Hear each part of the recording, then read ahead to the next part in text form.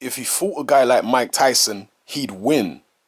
He would have knocked out a prime Mike Tyson. There's no reckon about it. Mike Tyson went down low and then came up and tried to throw roundhouses. But Joshua would just hit him with a straight right hand on the side of his damn chin, and Mike wouldn't get up. He never fought anyone who was coming up and trying to make their way in the sport. He just went in there, bang, bang, bang, and knocked everyone out. That's how he got the reputation as a puncher. I'm not taking anything away from Mike Tyson. He kicked my ass. But I was out for 2 years. I had quit boxing. I hadn't done anything for 2 years apart from sing with the band and travel. Some people have got natural talent, natural ability, and that's all you need. He didn't need 100 amateur fights. He can do shit that normal people can't. I think he's got natural ability and he's already shown me he can fight. He hasn't got much to worry about. He'll be champion for a while. He will be champion for as long as he wants to be champion. Like me, I thought I'd be champion for 2 years, then I'd give it up. 2 years passed and I thought, okay, maybe another year. That one went and it was like, oh, okay, another year. I just kept going. I like that money. Damn, I like that money. That's what motivated me. I don't know about anyone else, but do you know what it's like to get paid $1 million? Joshua needs to throw the jab more. He does it, but he doesn't do it 30 times. Maybe he feels like he doesn't have to. But if I know one damn thing, I know that if I want to stop myself getting hit, I need to throw the jab out like that. You can't hit me with a right hand then. I've got a jab that I use differently to how Joshua uses his. I like to see fighters use it in a certain way, especially if you're tall. I was quite tall at 6'3" but he's even taller than me. So if you use that jab properly, ain't nobody in hell going to knock you out with a right hand.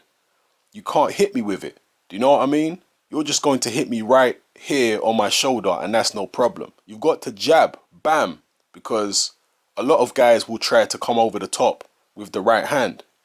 I took 2 days off a week, Wednesday and Sundays. I didn't do anything on those days but sit around and hang out.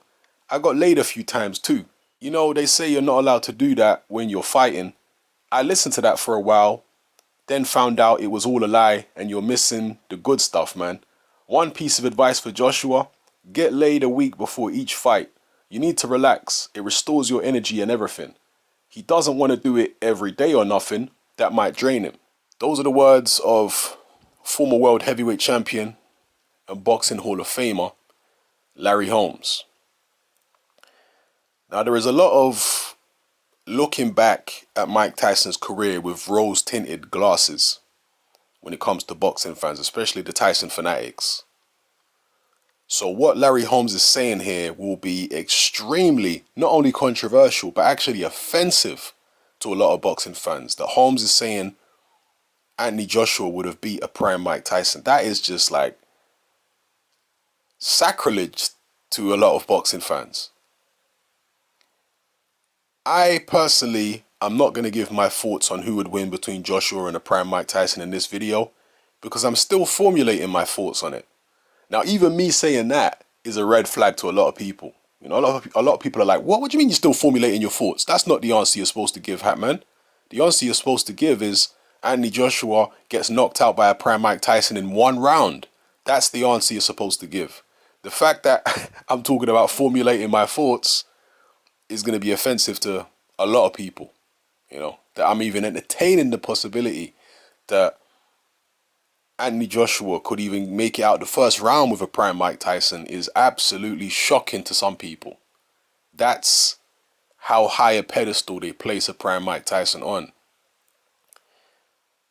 But just to give you some food for thought, you say Joshua wouldn't last more than a round or two against Tyson. Okay. James Tillis, a journeyman who'd been knocked out previously, went the 10-round distance with Mike Tyson. Mitch Green, a crackhead, journeyman / fringe contender, went the 10-round distance with Mike Tyson. Jose Revolta, another fringe contender, went 9.5 rounds with Mike Tyson. Bone Crusher Smith, one of the weakest heavyweight champions in history, went 12 rounds with a prime Mike Tyson. Tony Tucker, who was a decent heavyweight, but never an all-time great, he went 12 rounds with a prime Mike Tyson and did so relatively comfortably. I mean, you want to talk about other fighters who didn't go the distance, but they went a few rounds. Frank Bruno went 4.5 rounds with Mike Tyson, a prime Tyson. And obviously Tyson was knocked out by Buster Douglas in Tokyo when Tyson was, what, 23 years old or something like that? So that just puts it in perspective. Is Anthony Joshua worse than guys like Bone Crusher Smith and Tony Tucker and all these kind of guys, that he's just going to get laid out in the first round by a prime Tyson? Tyson never fought anyone as big as Joshua. I can tell you that for a fact. Not in his prime, certainly. Mike Tyson was a 5'10" 215 to 221 pound heavyweight. By today's standards, Tyson wasn't just small, he was absolutely tiny. And yes, he was extremely gifted, Mike Tyson.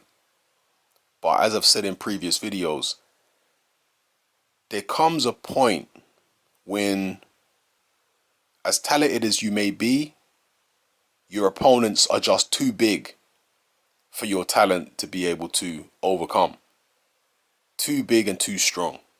What point is that for Mike Tyson? Because yeah, he fought tall guys. He fought guys who were 6'5", but they weren't the kind of 6'5", 6'6" heavyweights we have today in terms of the power and the speed and athleticism that a lot of the big guys have today.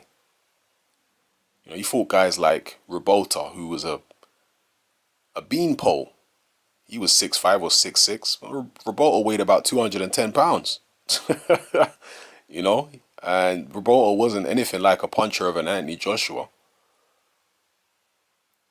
Bone Crusher Smith was about 6'4", so he was a decent height, and he could punch. Again, he went the distance. He's not as big as strong as a Joshua. Big or strong as Joshua. Tony Tucker, another guy, weighed about 220, 6'5". Same thing with Carl the Truth Williams. He weighed about two. See, these were tall guys, but they were tall, skinny guys who weren't really massive punchers, who didn't have the physical strength of a Joshua or a Klitschko, for that matter. And I guess you can say, well, those guys were more mobile than a Joshua. They were better able to evade Mike Tyson's punches and get away from him. Possibly, but I don't really think that's the case with a Bone Crusher Smith. Bone Crusher Smith just grabbed Tyson. And best believe if Tyson fought a Joshua or even a Klitschko, they're going to be grabbing him a lot too, but they're going to be punching more than Bone Crusher Smith because they were both more talented, way more talented than Bone Crusher Smith. If you don't think that Vladimir Klitschko and Anthony Joshua are levels and levels above Bone Crusher Smith in terms of talent and offensive ability, then you just don't know anything about boxing. So, you know, anyway, I'm going to do a separate video about how I think a fight would go between Anthony Joshua and a prime Mike Tyson. I'll save that for another day. But for now, give me your thoughts in the comment section below. What do you think about it? Again, Tyson was exceptionally talented, but where is the line that I'm talking about in terms of when a fighter simply becomes too big for Tyson to deal with? Where is that? Is there no line? I mean, some people think that maybe in 30, 40 years when heavyweights are 7 feet tall, and, you know, some of them are as fast as middleweights at 7 feet and 300 pounds, they'll still be talking about, oh, Mike Tyson would have knocked out this guy in 1 round. I mean, that's how ridiculous it's getting now. You know? So anyway, let me know what you think in the comment section below.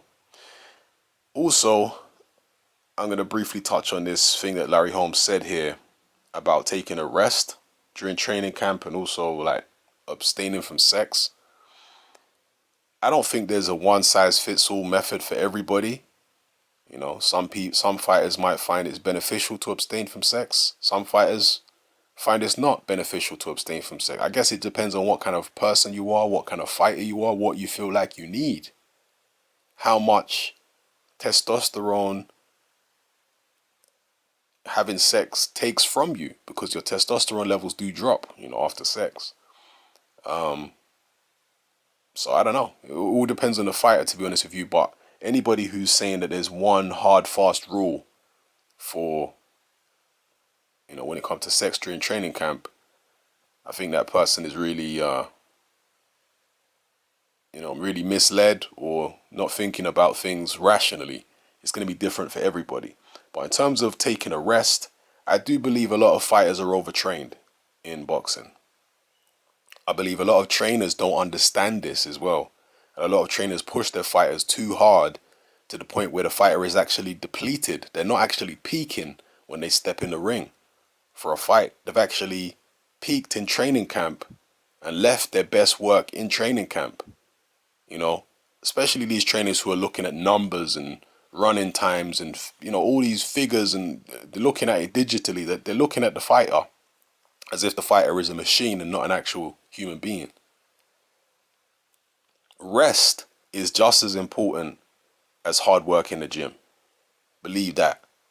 So I do think a lot of fighters are overtrained. And I personally believe Joshua, to me, looked overtrained in the Klitschko fight. And the reason why I say that is because in the public workout before the Klitschko fight, Joshua looked very lethargic to me.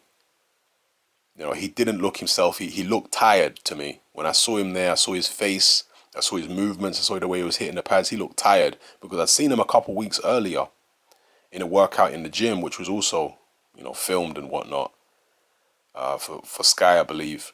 And he looked way quicker and way sharper a couple of weeks earlier.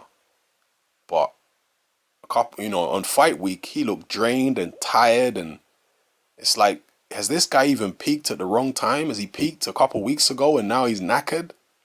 And I saw Joshua on Sky talking the other day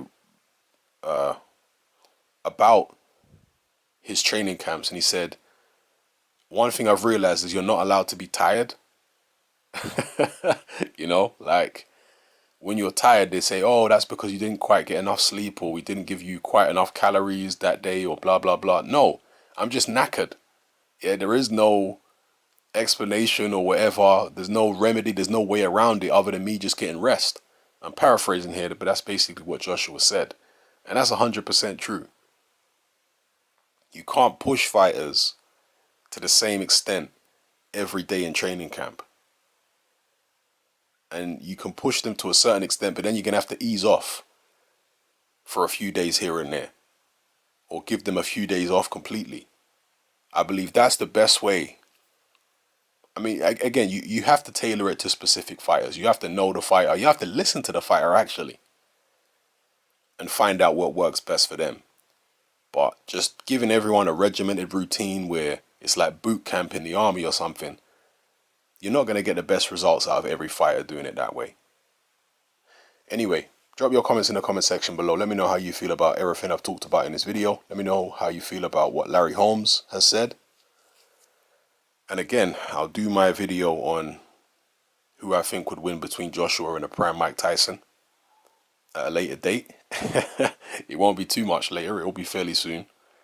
But let me know what you think would happen in that fight. Who would win? Anthony Joshua or prime Mike Tyson? How would the fight play out? Drop it all in the comment section, people. It's Hatman, I'm out.